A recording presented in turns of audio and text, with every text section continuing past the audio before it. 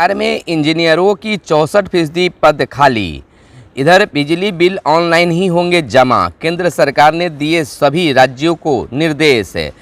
बिहार के सीएम नीतीश कुमार पहुंचे दिल्ली। आज मिलेंगे पीएम नरेंद्र मोदी से। बीते दिन जेपी नड्डा और अमित शाह से मिले। बिहार मंत्रिमंडल विस्तार के बाद पहली बार दिल्ली पहुंचे हैं बिहार के सीएम और आज पीएम नरेंद्र मोदी से मिलेंगे। तपोवन में सुरंग को ऊपर से खोलने की तैयारी। बिहार के ब्लड बैंक एवं नेटवर्क से जुड़ेंगे। तमाम बहुत खबरें हैं। आज मंत्रिमंडल के विस्तार बीते दिन हुआ और विस्तार के बाद कई मंत्रियों ने जहां अपने पदभार को ग्रहण किया, वहीं आज भी कई मंत्री अपने पदभार को ग्रहण करेंगे। शिक्षा मंत्री विजय कुमार चौधरी आज शिक्षा मंत्रालय में शिक्षा विभाग में जाकर अपना पदभार ग्रहण करेंगे। शिक्षा विभाग की ओर से उनके समक्ष प्रेजेंटेशन किया जाएगा।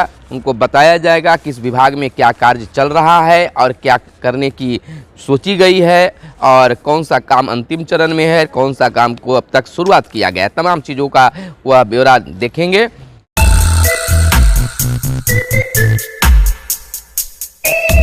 नमस्कार, आप इस समय देख रहे हैं मगध संवाद और मैं आपके साथ हूँ सुनील बॉबी।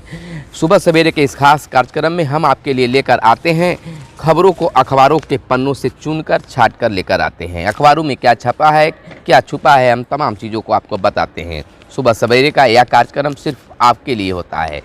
आपके द्वारा काफ़ी इसे प्रोत्साहित किया जा रहा है और आप जब भी इस वीडियो को देखें तो एक लाइक ज़रूर करेंगे। चलिए अब खबरों को शुरू करते हैं। बिहार मंत्रिमंडल के विस्तार के बाद पहली बार बिहार के सीएम नीतीश कुमार दिल्ली गए हैं और दिल्ली में जहां जेपी नड्डा भाजपा अध्यक्ष और गृह मंत्री अमित शाह से मिल चुके हैं, वहीं आज गुरुवार को पीएम मोदी से भी मिलेंगे, जिसमें कई राजनीतिक पहलुएं भी मानी जा रही है। विचार विमर्श वो करेंगे। केंद्र में जदयू की उपस्थिति दर्ज कराने को लेकर शायद हो सकता है कि वह कोई विचार विमर्श करें, लेकिन जेपी नड्डा और अमित शाह से वह मिल चुके हैं और आज जो है पीएम मोदी से मिलेंगे और बिहार के संदर्भ में कई बातें होगी। इधर अखबारों में बताया गया है कि अमित शाह और जेपी नड्डा से मिले नीतीश कुमार। मुख्यमंत्री नीतीश कुमार बुधवार को दिल्ली में गृह मंत्री अमित शाह और भाजपा के राष्ट्रीय अध्यक्ष जेपी नड्डा से मिले। अमित शाह के आवास पर शाम में तीनों नेता के साथ बैठे हैं। इस दौरान बिहार में चल रहे विकास कार्यों आदि के बारे में चर्चा की गई। अब देखिए, किसानों का मुद्दा इन दिनों छाया हुआ है कि किसान जो है अपने बिल को वापस लेने के लिए, जो किसी बिल बनाए गए हैं वापस लेने के लिए वो अड़े और डटे हुए हैं। लगातार आंदोलन पर आंदोलन किए जा रहे हैं, कई तरह के बयान आ रहे हैं। इधर पीएम मोदी ने कहा है कि किसान बताएं कौन सा हक छीना गया। बार बार पूछा जा रहा है कि किसान यह बताएं कि कौन सा हक छीना गया है। विपक्षियों पर भी निशाना साधा गया कि विपक्षी बताएं कि कौन सा हक किसानों के द्वारा छीना जा रहा है। झूठ ना फैलाएं। प्रधानमंत्री ने विपक्षी दलों पर झूठ फैलाने का लगाया है आरोप है कि आखिर कृषि बिल में ऐसा क्या है जिसमें हकमारी की जा रही है। प्रधानमंत्री ने यह साफ शब्दों में कहा है और कहा है कि विपक्ष पर आरोप लगाया है कि उनके द्वारा झूठ फैलाया जा रहा है। 77 दिन से दिल्ली की सीमाओं पर डटे पंजाब, हरियाणा और यूपी के किसान। 40 किसान संगठनों ने शहर के चारों ओर डाल रखा है अपना डेरा। तो 77 दिन से दिल्ली की सीमाओं पर, दिल्ली के बॉर्डरों पर किसान डटे और अड़े हैं। आंदोलन किया जाता रहा है। अब प्रधानमंत्री एक्शन में आए हैं और पूछ रहे हैं विपक्ष से भी और किसान से कि वह साफ शब्दों में बताएं कि कौन सा आपकी हकमारी की जा रही है। बिहार के लिए एक बहुत बड़ी खबर है कि बिहार के ब्लड बैंक नेटवर्क से जुड़ेंगे। बिहार का जो ब्लड बैंक है वह नेटवर्क से जुड़ेंगे। राज्य के सभी ब्लड बैंकों को ऑनलाइन किया जाएगा। ऑनलाइन करने से एक फ़ायदा ज़रूर होता है कि किस बैंक में कौन सी ब्लड है ग्रुप का, कौन से ब्लड की कमी है, तमाम चीज़ों को पता चलता है। मनोज कुमार, कार्यपालक निदेशक, राज्य स्वास्थ्य समिति का कहना है कि राज्य के सभी ब्लड बैंकों को ऑनलाइन किया जाएगा। इसके लिए जरूरी निर्देश दिए गए हैं ताकि इसे जल्द अमल में लाया जा सके। यह बिहार के लिए एक अच्छी पहल कहा जा सकता है कि अगर बिहार में ब्लड बैंकों को नेटवर्किंग से जोड़ दिया जाएगा, ऑनलाइन कर दिया जाएगा तो तमाम चीज़ों का पता समयानुसार चलता रहेगा। भीड़ भाड़ वाले और गैर जरूरी आयोजनों की अनुमति नहीं। राज्य सरकार ने सभी डीएम और एसपी को जारी किया है आदेश। कोरोना की रोकथाम के लिए सख्ती से होगा नियमों का पालन। अभी कोरोना खत्म नहीं हुआ है, हाँ उसका असर कुछ कम हुआ है। जिस प्रकार से संक्रमण कोरोना का बढ़ रहा था, अब उसमें कुछ धीमी आई है, गति धीमी हो गई है, लेकिन खत्म नहीं हुआ है। इसको लेकर अभी भी बिहार सरकार जो है मुस्तैदी से तैयार है, कई गाइडलाइन जारी कर रहे हैं और सभी डीएम और एसपी को बिहार सरकार के द्वारा निर्देश दिया गया है कि कोई भी भीड़ भाड़ वाले कार्य या आयोजन जो जरूरी नहीं है उसका आयोजन नहीं किया जाना चाहिए। अब इस पर देखिए, विद्यालयों में सरस्वती पूजा है, गांव घरों में पूजा होते हैं, उस आयोजनों पर भी रोक लगाया गया है।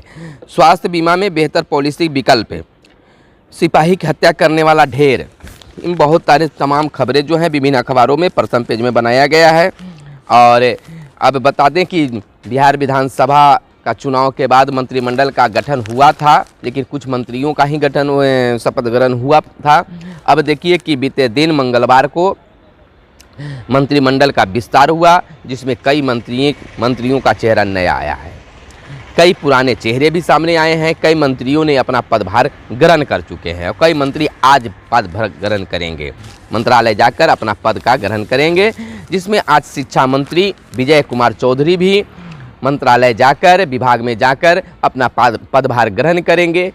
विभाग के द्वारा उनके सामने प्रेजेंटेशन किया जाएगा, उनको बताया जाएगा, समझाया जाएगा कि इस तरह से यहाँ पर कार्य योजना चल रही है। बिहार सरकार की ये योजना आगे है, योजना अभी पीछे है, योजना करने की सोची जा रही है, तमाम चीज़ों पर होगा। लेकिन इधर बिहार के शिक्षकों को नए शिक्षा मंत्री विजय कुमार चौधरी से काफ़ी अपेक्षाएं रखी जा रही है। इधर शिक्षक अभ्यर्थी भी यह सोच रहे हैं कि शायद इनके आने के बाद अब शिक्षक अभ्यर्थियों का जो नियोजन होना है, लटका हुआ है, भटका हुआ है, वह अब शायद शीघ्रता के साथ प्रारंभ कर दिए जाएंगे। इधर शिक्षकों की लंबित मांगों पर भी शायद विचार हो, यह शिक्षकों की सोच है।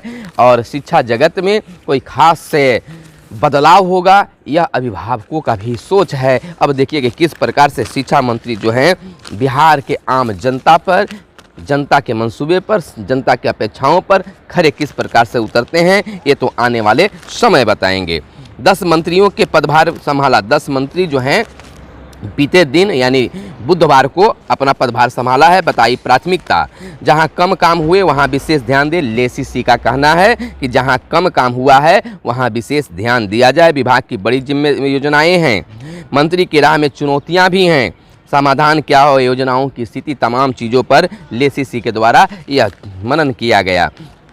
इधर बिहार में बाहर से उद्योग लाना प्राथमिकता। शाहनवाज हुसैन ने भी बीते दिन ही अपना पदभार ग्रहण कर लिए हैं और उद्यमियों को, उद्योग लगाने वालों को भी ऑफर दिए हैं और खासकर बिहार के लोगों को कहा है कि आप दिल्ली, गुजरात, अन्य राज्यों में जाकर, पंजाब, लुधियाना जाकर रोजगार धंधा को आप चला रहे हैं, तो आप बिहार में ही क्यों नहीं चला सकते हैं। बिहार में चलाने के लिए, उद्योग लगाने के लिए, उद्योग को गति देने के लिए अपील भी बिहार के जनता से शाहनवाज हुसैन ने, जो उद्योग मंत्री के रूप में चुने गए हैं, दिल्ली से पटना वापस आए हैं।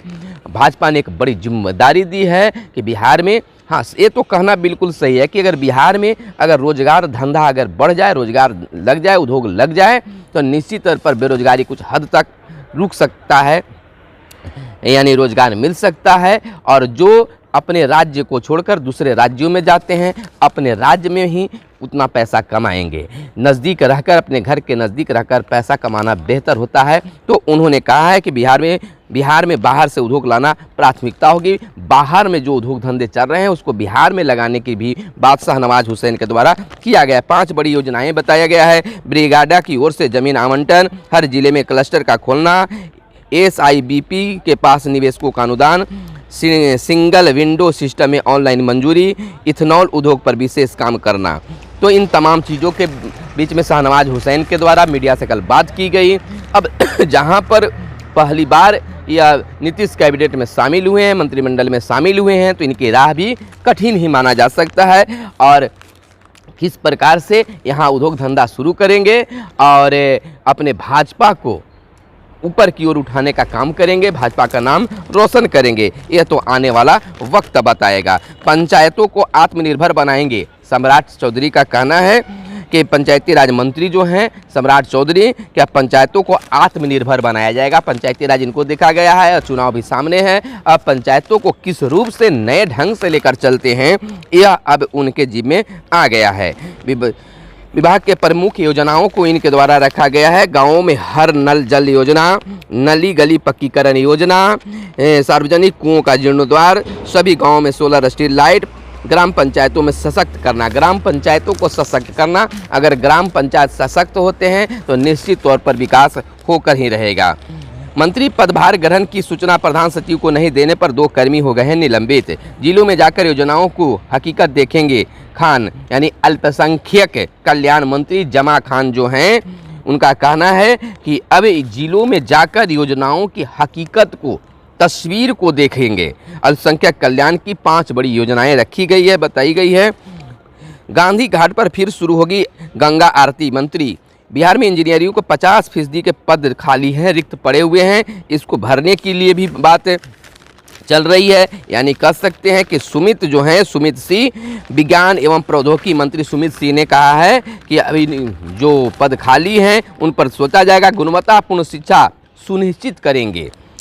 विज्ञान एवं प्रौद्योगिकी मंत्री सुमित सिंह ने कहा है कि राज्य में इंजीनियरों और पॉलिटेक्निक कॉलेजों में गुणवत्तापूर्ण शिक्षा सुनिश्चित कराएंगे। यानी कि जितने भी नए मंत्री बने हैं अब वो कुछ बेहतर करने की सोच रहे हैं। 1 मार्च से लॉन्च होगा एम पासपोर्ट ऐप। जवाहर सेतु की मरम्मत के कारण 1 लेन बंद। दहसीलसराय में मिला दरभंगा से लूटा गया सोना। नालंदा में कुदाल से काट महिला व प्रेमी की हत्या।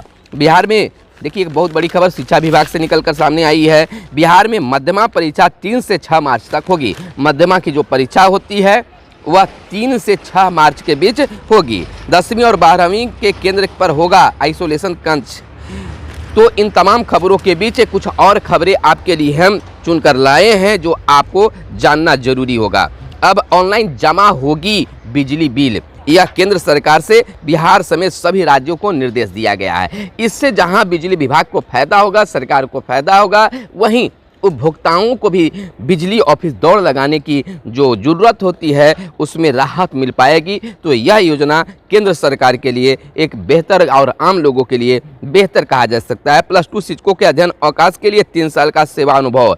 अब हाई स्कूल और +2 के जो शिक्षक हैं उनको अध्ययन अवकाश के लिए 3 साल की सेवा अनुभव जरूरी बताया गया है। यानी कि कह सकते हैं अध्ययन अवकाश के लिए उनको प्रेफरेंस दिया गया है कि आप अध्ययन अवकाश कर सकते हैं, और जिसमें 3 साल का अनुभव जो जरूर बताया गया है। और कम से कम जितना आप छुट्टी लीजिएगा अध्ययन करने के लिए अवैतनिक रूप से, उतना ही सर्विस और बचना चाहिए। यह एक बड़ी बदलाव किया गया है। शिक्षा विभाग में छूट दी गई है शिक्षकों को कि आप अध्ययन अवकाश अवैतनिक रूप से करें, लेकिन जितना दिन आप छुट्टी लीजिएगा उतना से ज़्यादा दिन आपको और ड्यूटी करने की बात कही गई। ये नहीं कि आज मतलब कि हम 3 सालों की छुट्टी ले लिए, अवैतनिक अवकाश में चले गए और पुनः फिर हमको जब आएँ तो महीना 2 महीना ड्यूटी किया उसके बाद रिटायर करेंगे, तो ऐसी नहीं बात है। और कम से कम 3 सालों का सेवा अनुभव भी जरूरी हुआ है। सरकार का कहना है, विभाग का कहना है कि अगर हम शैक्षणिक अध्ययन के अवकाश को दें हम छूट, तो उसमें शिक्षकों का जहाँ फायदा है तो बच्चों को भी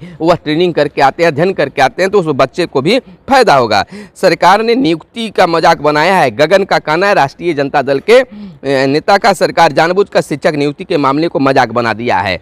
शिक्षकों की नियुक्ति को लटका दिया गया है, भटका दिया गया है, जिस पर अब राजद ने भी चुटकियां लेना और बयानबाजी करना शुरू कर दिया है कि शिक्षक नियुक्ति को एक मजाक बना के छोड़ दिया गया है। सचमुच में जो शिक्षक अभ्यर्थी हैं वह व्याकुल हैं, उतावलापन में है कि हमारी बहाली कब होगी। लंबे अरसे से अटका हुआ है। अब उनको दिलासा बैठता जा रहा है, क्योंकि उन कई शिक्षकों संगठन अभ्यर्थियों के द्वारा आंदोलन भी किया जाता रहा है, लेकिन अब तक उनको कोई खास फायदा नहीं हुआ है। मैंने इस संबंध में कई वीडियो बनाया भी है, लेकिन 94,000 शिक्षकों की बातें करते हैं तो अन्य अभ्यर्थी ना खुश हो जाते हैं, अन्य अभ्यर्थी की चर्चा करते हैं। तो तमाम लोगों के लिए हमारे द्वारा यह आवाज़ उठाई जाती है। कोई भी शिक्षक बनना चाहते हैं और आवेदन दिए हैं, उनकी नियुक्ति की बात चल रही है, तो तमाम लोगों के लिए हम सरकार से मांग करते हैं कि शिक्षक अभ्यर्थियों की नियुक्ति शीघ्र हो। धन्यवाद। खबरों में आज बस इतना ही। यह वीडियो पसंद आए तो लाइक जरूर करेंगे। चैनल को अब तक सब्सक्राइब नहीं किए तो चैनल को कर ले सब्सक्राइब। धन्यवाद। जय हिंद, जय भारत, वंदे मातरम।